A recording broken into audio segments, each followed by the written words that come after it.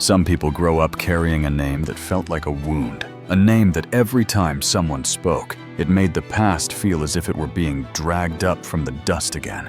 A name that makes you feel you were born only to carry pain.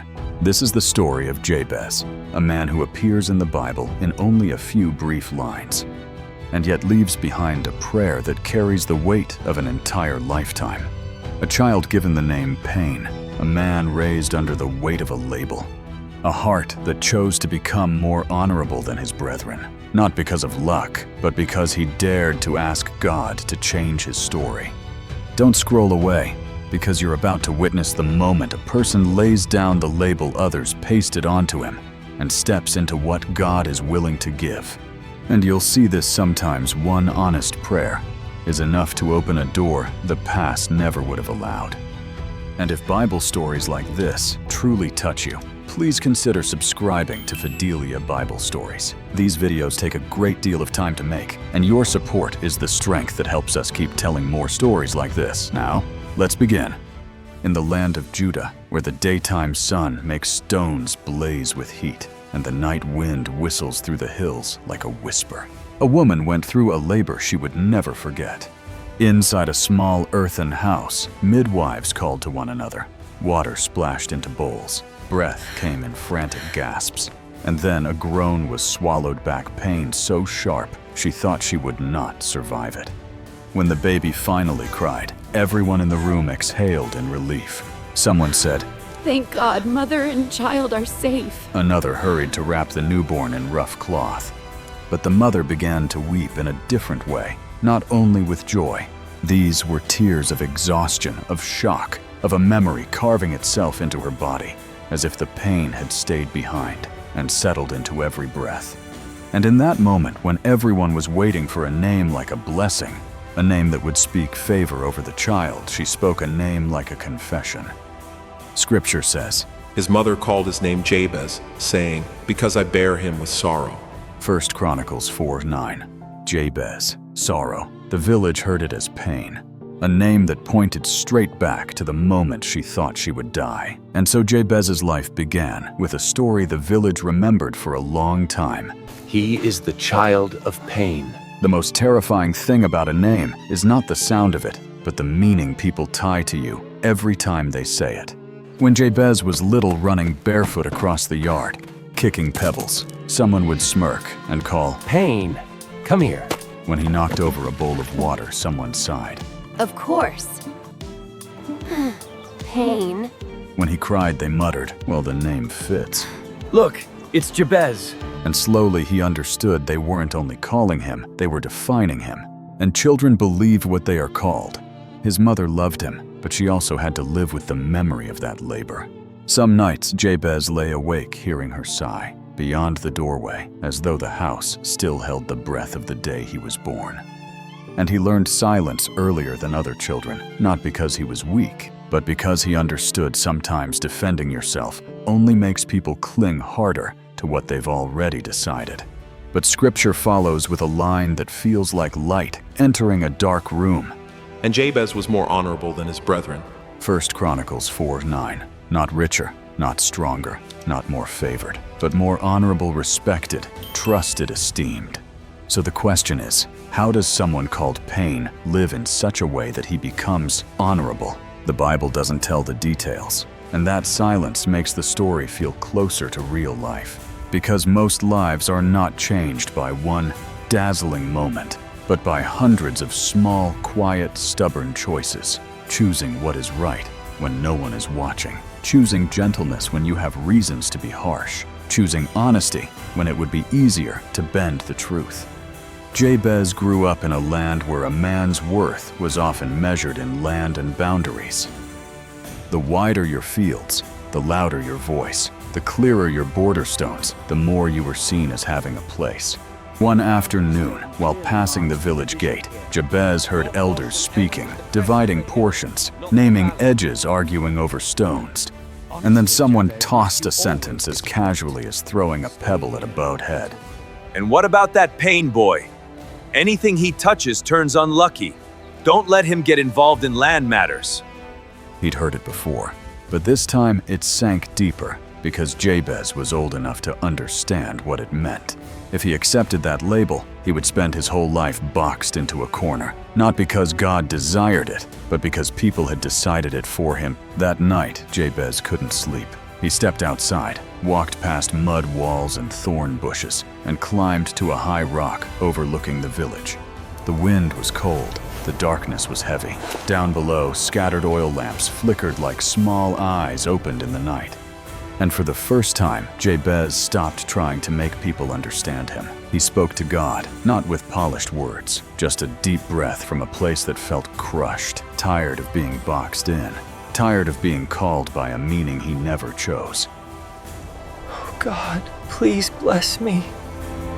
I am so lost without you. Though I was born in pain, let your hand be with me. Keep me from harm. Some prayers begin with bold faith, but some begin with sheer exhaustion, and that exhaustion is what makes them real. In the stillness, a truth began to rise inside him. If the Lord truly is the God of covenant, then the final meaning of his life does not belong to human mouths. If God could lead Abraham out of his land, open a path for Moses through the sea, build a nation from a single household, then, O Lord, I place my life before you. Rewrite my destiny as well, even mine, whom the world has called pain. From that day on, Jabez lived differently. He couldn't change the name on people's lips, but he could change the direction of his heart. He couldn't erase the past, but he could choose how to walk into the future. When mocked, he refused to answer with bitterness. When judged, he didn't scramble to prove himself through pride. He chose to become someone others could lean on because he did not want to pass his pain on to anyone else. Pain has two paths. One turns you into a thorn. The other turns you into someone who knows how to comfort. And perhaps that is why he became honorable. Honor doesn't come from being liked. Honor comes when people see you choosing what is right, even when you could have chosen wrong, and still won. They saw him keep his word when no one forced him. They saw him stand upright when others bowed to profit. Then a season of drought arrived. The ground split. Olive leaves curled. The well sank lower. And when scarcity comes, hearts can become as dry as the soil. Suspicion spread. Arguments broke out over a single bucket of water. One person blamed another. One family guarded the well like treasure. In those days, an old man collapsed in a field, his frail body folding under the sun. Many passed by. Each had their own worries. Each feared they would lose something if they stopped. But Jabez stopped. He lifted the old man, carried him on his shoulder, and brought him home. Someone watched and muttered, "He's just doing that to be seen." But when the next day came, Jabez did the same kind of thing again. Not once for attention, again and again, as the steady habit of a faithful heart. And slowly the village began to speak of him differently. No longer the unlucky one. Now, he's trustworthy. He doesn't harm anyone. Give the work to him, you can rest easy. That is real honor, not applause trust. And Jabez was more honorable than his brethren. 1 Chronicles 4:9. But then, life brought an even subtler test. When Jabez began to be trusted, when he finally had a voice, when he had a chance to expand, his deepest fear returned. Not fear of others, fear of himself. He feared that if his life widened, he would start causing pain again. He feared blessing would turn into pride. He feared influence would harden his heart. He feared that if he gained land followers and authority, one day he might become the kind of person who made others cry, just as his own name had once made people think of sorrow.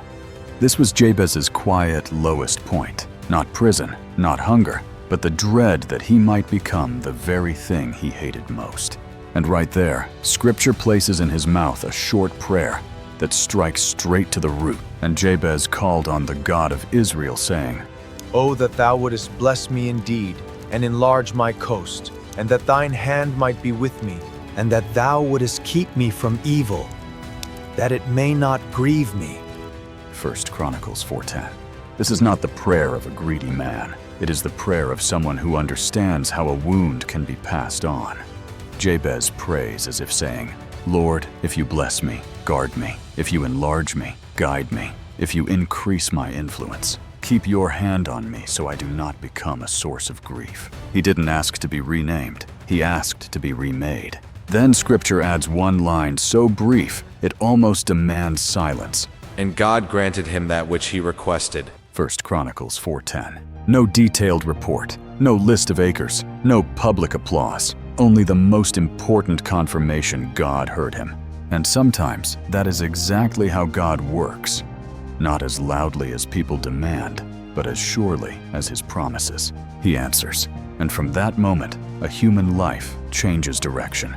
Perhaps enlarging Jabez's coast was not only about land, but about the borders inside him, from shame to steadiness, from shrinking back to courage, from fear to peace. Perhaps people still called him Jabez, but the name no longer functioned as a sentence. It became a reminder God can take a painful beginning and write it into an honorable journey. And maybe you too are carrying an invisible name from your past. Failure, not enough, abandoned, unwanted. I always mess up. Jabez reminds us that God is not limited by what people call you. He can widen what has been tightened by shame. He can keep you from repeating the cycle of pain, so you are not only healed, but become a source of blessing to others. If this story has touched you, please subscribe to Fidelia Bible Stories so we can keep creating more high-quality Bible videos. And if you'd like, leave one word in the comments, Jabez, as a reminder that today you're believing God can rewrite your story.